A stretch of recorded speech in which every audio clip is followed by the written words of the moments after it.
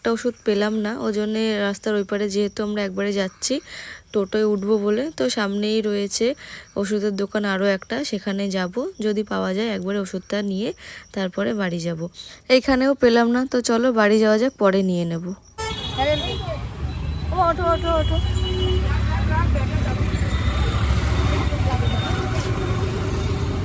ও ভাই নাও টাকাটা নাও।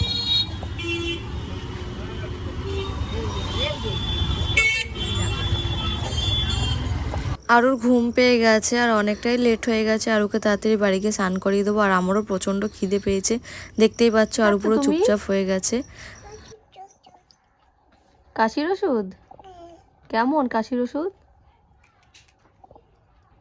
দারুন না বলছে। একটু একটু আর একটু দেখো, দেখো দেখো।